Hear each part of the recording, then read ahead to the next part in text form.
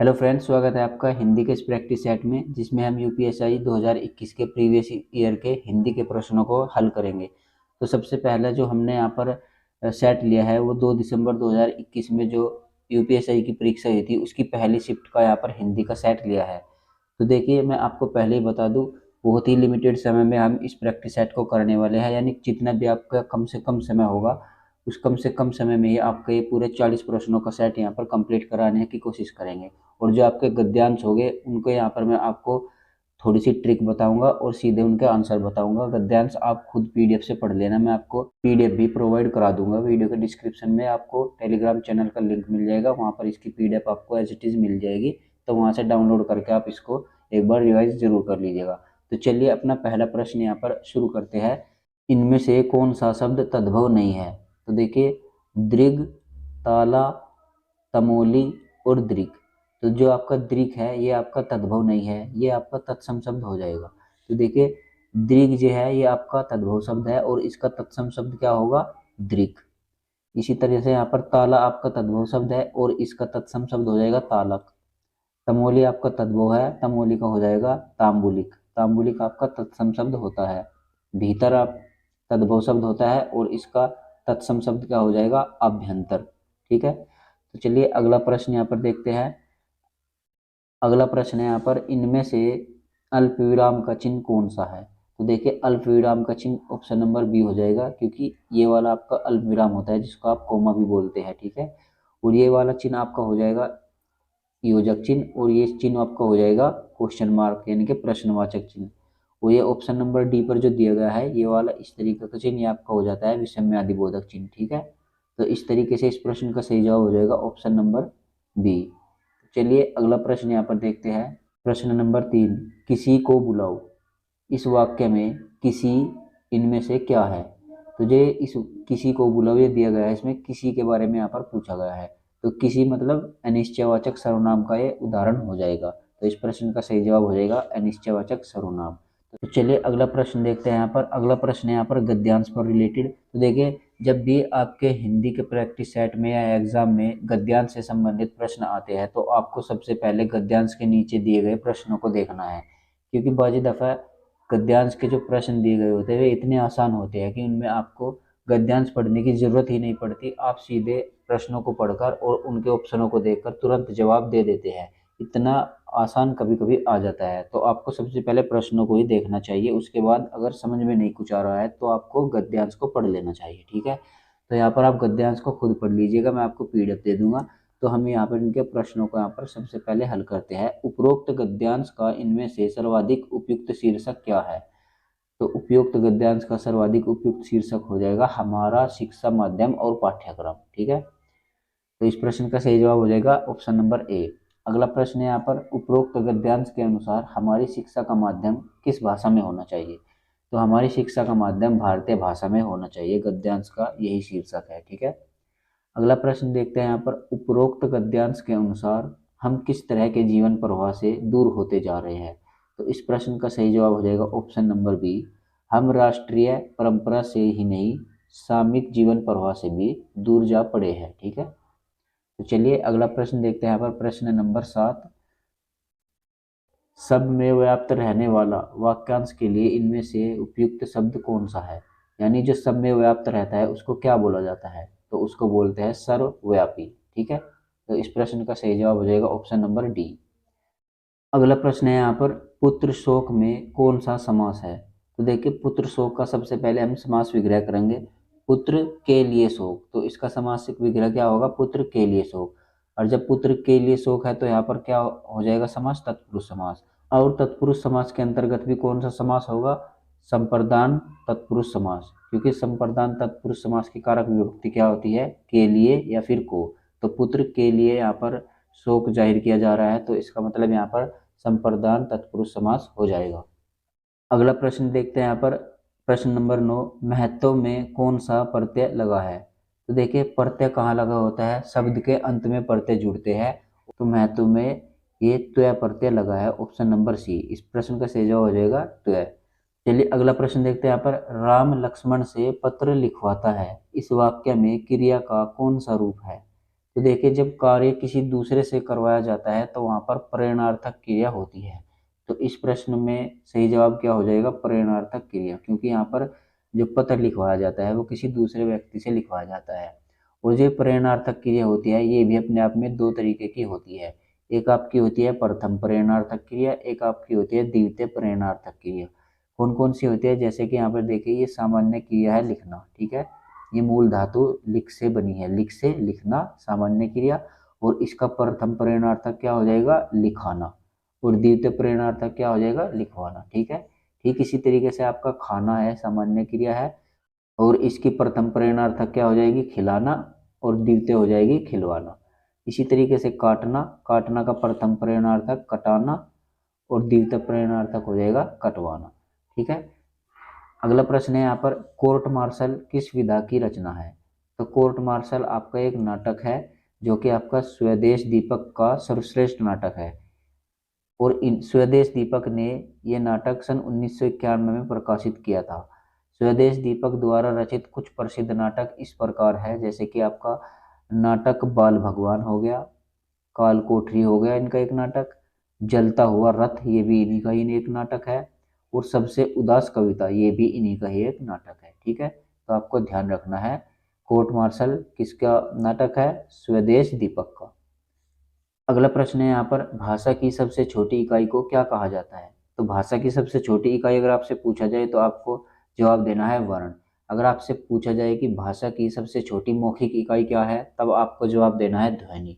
अगर आपसे प्रश्न पूछा जाए कि भाषा की सबसे छोटी लघुत्तम सार्थक इकाई क्या है, सार्थक अगर आपका शब्द जोड़ दिया जाए तो आपकी जो सबसे छोटी सार्थक इकाई होगी वो आपका शब्द हो जाएगी, क्योंकि शब्द अपने आप में कोई ना कोई अर्थ देता है, ठीक है। तो इस प्रश्न का सही जवाब हो जाएगा ऑप्शन नंबर ए। तो देखिए वर्णमाला में कुल कितने वर्ण होते हैं, वर्णमाला में कुल टोटल 52 वर्ण होते हैं, जिनको दो भागों में बांटा जाता है, स्वर और व्यंजन।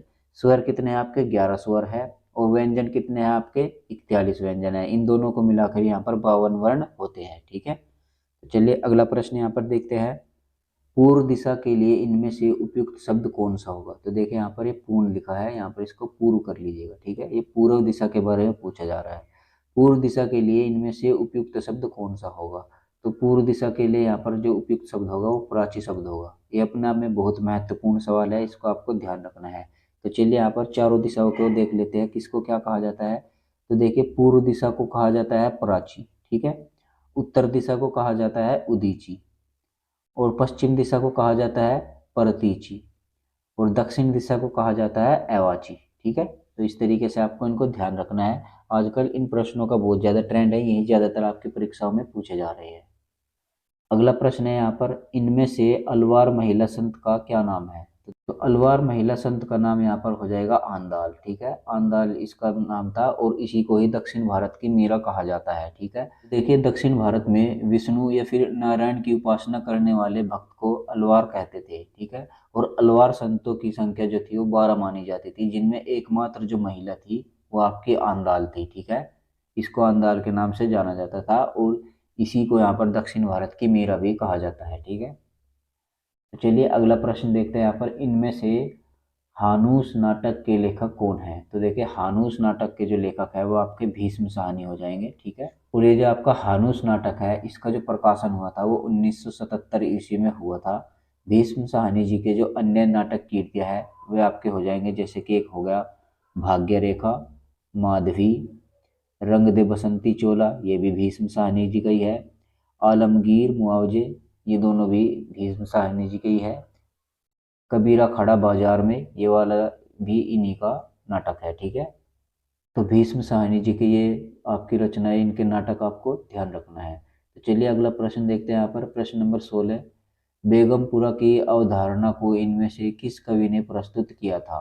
तो देखिए जो बेगमपुरा की अवधारणा है उसको प्रस्तुत यहाँ पर रविदास ने किया था, इन्हीं का नाम यहाँ पर रैदास भी है, ठीक है। और ये मीराबाई जी के गुरु भी थे, ठीक है। बेगमपुरा की अवधारणा को भक्ति काल के महान संत रविदास ने प्रस्तुत किया था। यह एक राजनीतिक, आर्थिक, सामाजिक अवधारणा है। संत रविदास ने बेगमपुर शहर में एक दुख विहीन समाज की कल्पना की है, जिसमें ऊंच नीच, अमीर गरीब और छुआछूत का भेद नहीं है, ठीक है। अगला प्रश्न यहाँ पर देखते हैं, कुंवर नारायण को ज्ञानपीठ पुरस्कार किस वर्ष मिला था? तो कुंवर नारायण को ज्ञानपीठ पुरस्कार जो मिला था वो सन 2005 में मिला था। वर्ष 2005 में कुंवर नारायण को साहित्य जगत के सर्वोच्च सम्मान ज्ञानपीठ पुरस्कार से सम्मानित किया गया।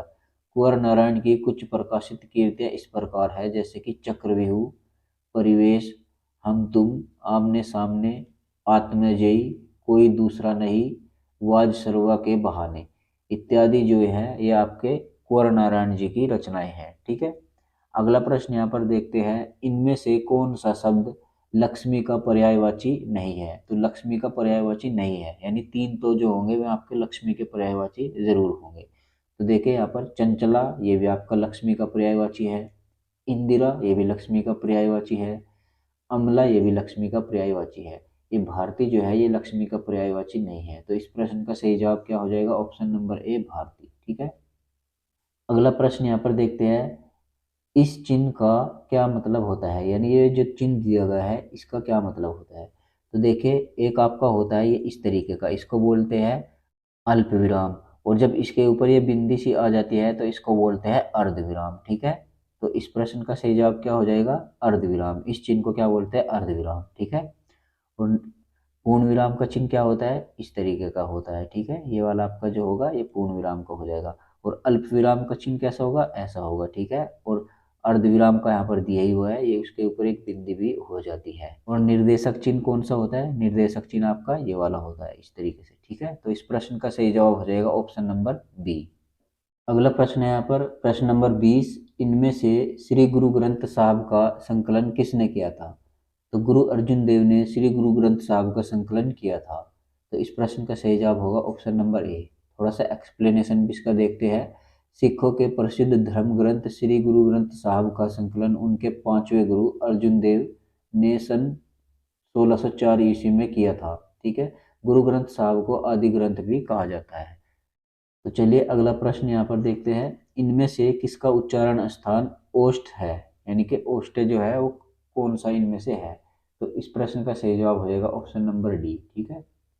और ये जो गय है ये आपका हो जाएगा कंठ्य, और ये जो तय है ये आपका हो जाएगा दंत्य, और जो च है ये आपका हो जाएगा तालव्य। ठीक है। ये तालव्य से इसका उच्चारण होता है। अगला प्रश्न है यहाँ पर प्रश्न नंबर 22, इनमें से गणनावाचक विशेषण का उदाहरण कौन सा है? तो देखिए गणनावाचक विशेषण का उदाहरण हो जाएगा ऑप्शन नंबर ए 3। अब देखिए गणनावाचक विशेषण किसको कहा जाता है? जिसमें गणना की जाती है, जैसे कि 1, 2, 3, 4, 5, 6, 7 इस तरीके से जो गणना की जाती है, गिनती की जाती है, उनको एक गणनावाचक विशेषण बोला जाता है। बात करें अन्य तीनों ऑप्शनों की, तो देखिए जो ये तीसरा दिया गया है इसको बोलते हैं क्रमवाचक विशेषण, जैसे कि पहला, दूसरा, तीसरा, चौथा, पांचवा, छठा, सातवां, आठवां, इनको जो ऐसे बोलते हैं इसको हम क्रम वाइज बोलते हैं, तो इसका हो जाएगा क्रमवाचक विशेषण। और जैसे कि आपका दिया गया है तिगुना, ये आपका हो जाता है आवर्तीवाचक विशेषण, जैसे कि 2 गुना, 3 गुना, 4 गुना, जितने भी गुने में होते हैं वे आपके आवर्तीवाचक में होते हैं। और जैसे कि आपका दिया गया है तीनों, जैसे कि तीनों, चारों, पांचों, ये आपके हो जाते हैं समुदायवाचक विशेषण। ठीक है। इनका आपको ध्यान रखना है। अगला प्रश्न यहाँ पर देखते हैं, इनमें से कौन सा व्यंजन संयुक्त व्यंजन का उदाहरण है? तो संयुक्त व्यंजन इनमें से कौन सा है? तो इस प्रश्न का सही जवाब हो जाएगा ऑप्शन नंबर डी 6। तो संयुक्त व्यंजन कौन कौन से है? एक तो हो जाएगा आपका अक्षय, एक हो जाएगा त्रय, एक हो जाएगा अज्ञा, इसको ही ज्या बोला जाता है वैसे तो, लेकिन हम इसको हम बोलचाल में अज्ञा बोलते हैं, और एक आपका हो जाएगा श्रय।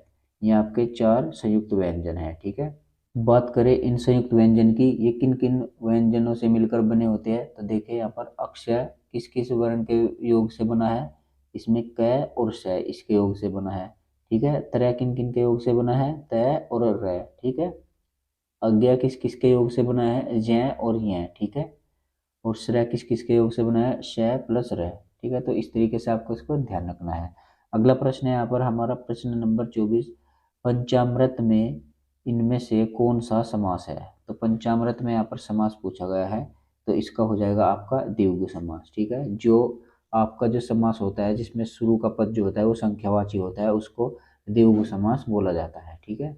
द्विगु समास के अन्य उदाहरण यहाँ पर देखिए, जैसे कि त्रिफला, अष्टाध्यायी, चौराहा, पंचतत्व, त्रिवेणी, दोपहर इत्यादि जो होते हैं आपके द्विगु समास के अंतर्गत ही आते हैं।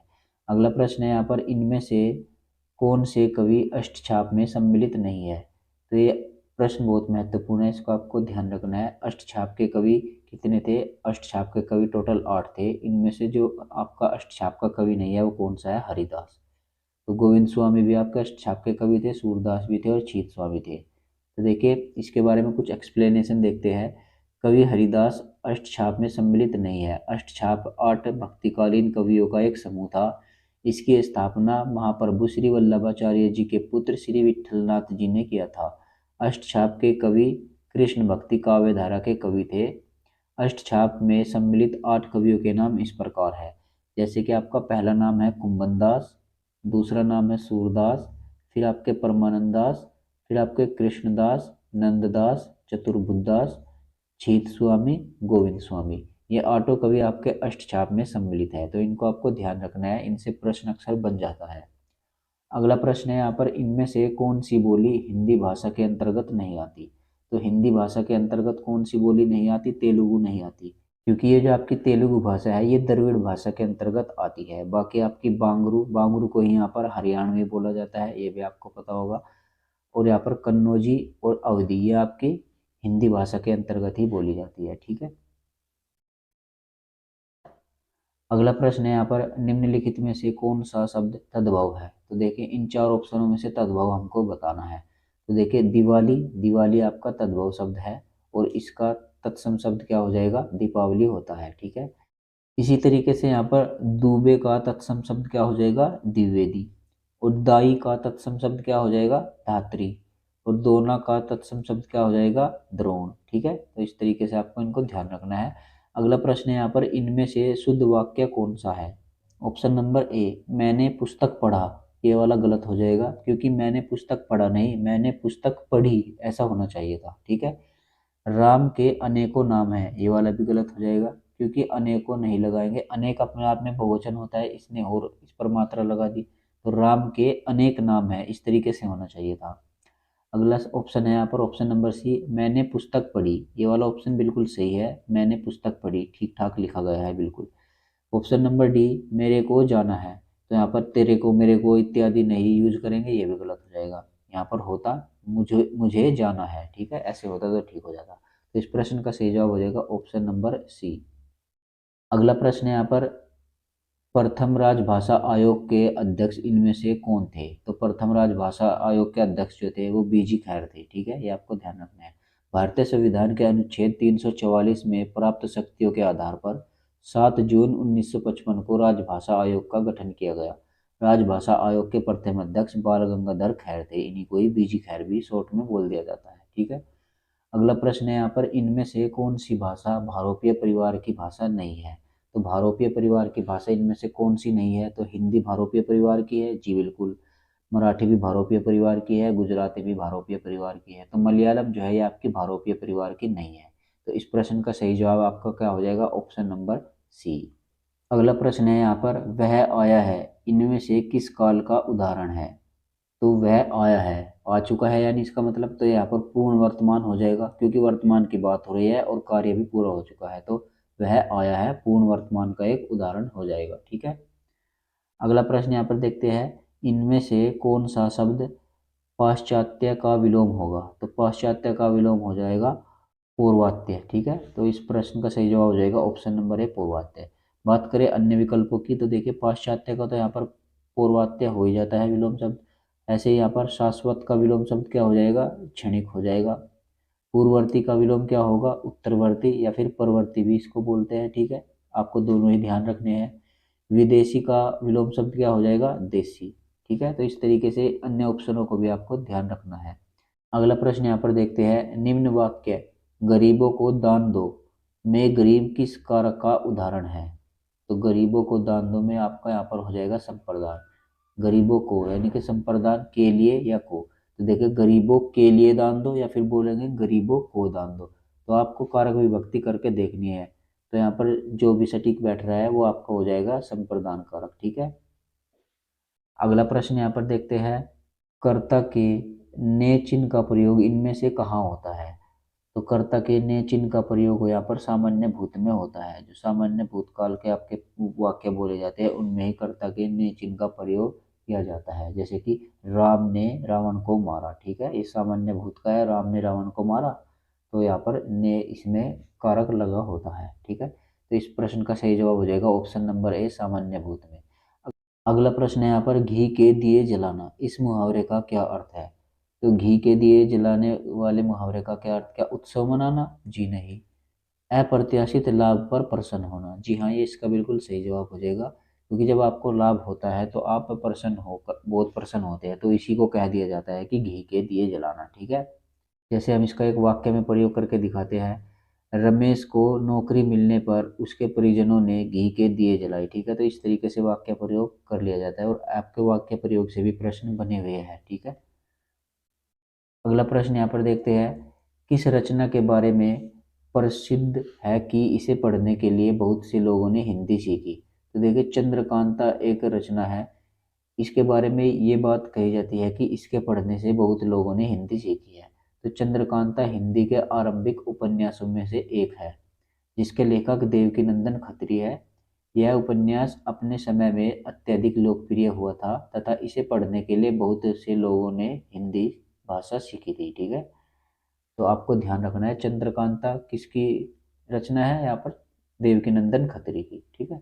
अगला प्रश्न यहाँ पर देखते हैं, छलिया में प्रयुक्त प्रत्यय इनमें से कौन सा है? तो देखिए, छल, छल से बना है आपका छलिया, तो कौन सा प्रत्यय जुड़ा है? ईया प्रत्यय इसमें जुड़ा है, छल में ईया प्रत्यय जुड़कर छलिया बना है। तो इस प्रश्न का सही जवाब हो जाएगा ऑप्शन नंबर ए। अगला प्रश्न है यहाँ पर, उपसर्ग इनमें से कहाँ जोड़ा जाता है? तो देखिए, उपसर्ग जो आपके शब्द के अंत में जोड़े जाते हैं या फिर आपके शब्द के बाद में जोड़े जाते हैं? तो देखिए, उपसर्ग जो है आपके शब्द के पहले जोड़े जाते हैं, ठीक है। तो उपसर्ग जो है किसी शब्द के पहले ही तो लगे होते हैं ना, ये आपको पता होगा, ठीक है। इस प्रश्न का सही जवाब हो जाएगा ऑप्शन नंबर बी, ठीक है। अगला प्रश्न यहाँ पर देखते हैं, इनमें से कर्म कारक का चिन्ह कौन सा है? तो देखिए, कर्ता का क्या हो जाएगा? ने, कर्म को, तो इस प्रश्न का सही जवाब क्या हो जाएगा? Option number D. तो देखिए, कर्ता ने कर्म को करण से के द्वारा संप्रदान के लिए को अपादान से अलग होने का अभाव, ठीक है। इस तरीके से आपने याद किए होंगे, तो आप इस प्रश्न का सही जवाब हो जाएगा ऑप्शन नंबर डी को।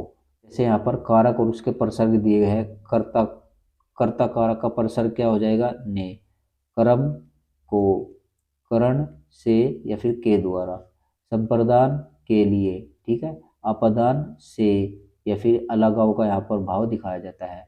संबंध कारक इसमें आपका का, के, की, ना, ने, नी, रा, रे, री, ये संबंध को बताता है, तो ये भी यहाँ पर प्रसर्ग आते हैं, ठीक है। अधिकरण का हो जाएगा में पर, ठीक है, और संबोधन का हो जाएगा हे, अरे, ओ, अजी, ठीक है, इस तरीके से। तो चलिए अगला प्रश्न देखते हैं यहाँ पर।